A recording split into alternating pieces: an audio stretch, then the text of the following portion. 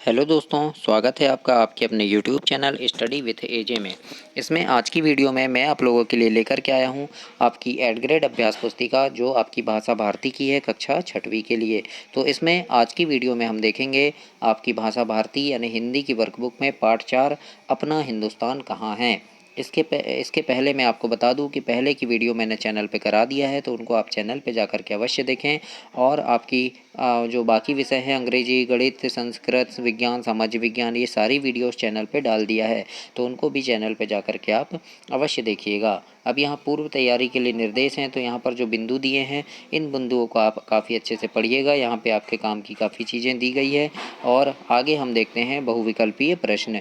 बहुविकल्पीय प्रश्न में प्रश्न नंबर 1 है दोस्तों, एक ही शब्द के 2 बार आने पर किस चिन्ह का प्रयोग किया जाता है। तो इसके उत्तर में लिखिएगा आप योजक चिन्ह का, है ना। जैसे एक कोई भी शब्द 2 बार आया तो उसमें क्या करेंगे, है ना, क्या करेंगे, हम योजक चिन्ह लगाएंगे। जैसे यहाँ पर लिख दिया हमने बार, है ना, और बार, ऐसे ये 2 बार आ गया तो बार बार, है ना, तो यहाँ क्या आएगा, योजक चिन्ह आएगा।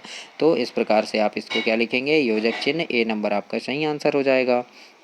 अगला देखते हैं, प्रश्न नंबर दूसरा है, वर्तमान शिक्षा में ज़रूरत है, किसकी ज़रूरत है। तो सी नंबर इसमें आएगा, चिंतन के विस्तार की ज़रूरत होती है वर्तमान शिक्षा में। तो इस प्रकार से आपका ये सही आंसर सी हो जाएगा इसमें। आगे देखते हैं, लघुत्तरी प्रश्न है, प्रश्न नंबर 3, टेलीफोन मोबाइल के पूर्व बातचीत के क्या माध्यम थे। मतलब जब टेलीफोन और मोबाइल इससे पहले बातचीत के क्या माध्यम थे, यानी कैसे बातचीत होती थी। तो उत्तर में लिखना पूर्व बातचीत जो है वो कैसे होती थी।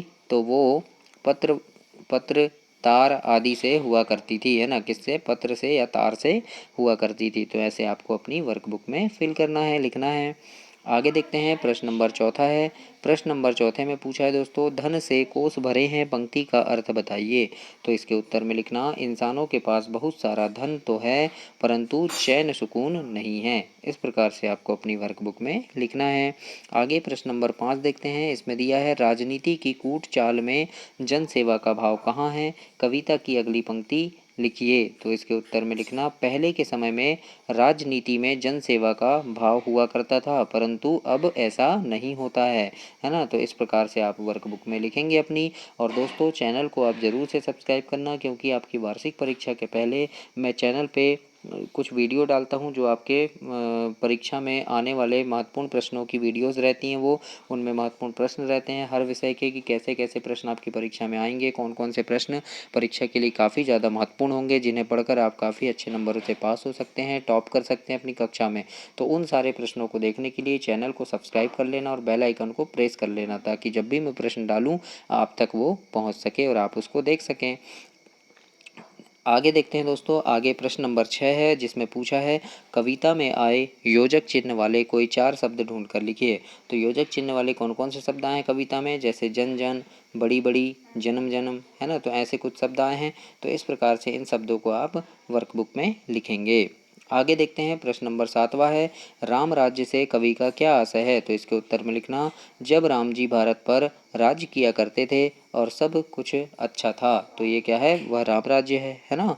अगला है प्रश्न नंबर 8, निम्नलिखित आगत शब्दों के लिए देशज शब्द लिखिए। जैसे टीवी, टेलीग्राम, जरा, ताकत, ये क्या है, आगत शब्द हैं। इनके लिए हमें क्या करना है, इनके लिए हमको देशज शब्द लिखना है। तो देशज शब्द क्या लिखेंगे हम, जैसे टीवी, तो टीवी का दूरदर्शन लिख देंगे, टेलीफोन का दूरसंचार लिख देंगे, जरा का कुछ लिख देंगे और ताकत का बल हो जाएगा। तो इस प्रकार से हमें क्या करना है, यहाँ पर देशज शब्दों को लिखना है। आगे देखते हैं, प्रश्न नंबर 9वां पूछा है कि इस बदलते युग में परिवार को किस प्रकार से जोड़े रखा जा सकता है। तो इसके उत्तर में लिखना, एक दूसरे का सहयोग करके हम परिवार को जोड़ सकते हैं। ऐसे आपको उत्तर में लिखना है दोस्तों। आगे देखते हैं, इसमें प्रश्न नंबर 10वां पूछा है आपसे कि विश्व में हो रही खोजों से हमारे देश का क्या योगदान है। तो इसके उत्तर में लिखिएगा, विश्व में हो रही खोजों में हमारे देश का महत्वपूर्ण योगदान है, कि हमारा यानी हमारे देश का एक महत्वपूर्ण योगदान इसमें है, कि है ना, हमारे देश के भी देन है, योगदान की देन है इसमें। इस प्रकार से आप लिख सकते हैं यहाँ पे। आगे देखते हैं, प्रश्न नंबर 11 है, अपना हिंदुस्तान कहाँ है। कविता में आपको कौन सी बातें अच्छी लगी है, लिखिए। तो इसके उत्तर में लिखिएगा, चारों ओर भूमंडलीकरण हो रहा है और फिर भी हमारे देश की संस्कृति अच्छी है ना। तो ये क्या लगी, ये क्या हमें अच्छी बात लगी, तो ऐसे आप लिख देंगे। इसके आगे लिखा है कि भारत देश के बारे में 10 वाक्य लिखना है। तो पहला लिख देंगे, भारत एक महान देश है। भारत देश ने विश्व को शांति का संदेश दिया है। भारत अपनी संस्कृति की वजह से विश्व गुरु है। भारत में सभी लोग मिलजुल कर रहते हैं। ऐसे और भी वाक्य आप लिख सकते हैं, है ना। भारत एक महान देश है ना। ऐसे बहुत सारी चीज़ें आप भारत के बारे में लिख सकते हैं दोस्तों। इसके बाद प्रश्न नंबर 13 में पूछा है कि विश्व को आज भारतीय मूल्यों की आवश्यकता है, इस बारे में अपने विचार लिखिए।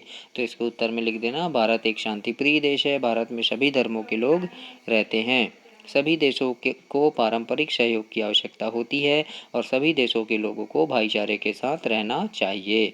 इस प्रकार से अपनी वर्कबुक में आप फिल करेंगे, ऐसे आप लिखेंगे वर्कबुक में। तो ये आपका पार्ट 4 समाप्त हुआ। इसके आगे की वीडियो में हम आगे का पार्ट देखेंगे। तब तक के लिए आप चैनल को सब्सक्राइब कीजिए, वीडियो को लाइक कीजिए और अपने दोस्तों तक भी इसे शेयर कीजिए। धन्यवाद दोस्तों।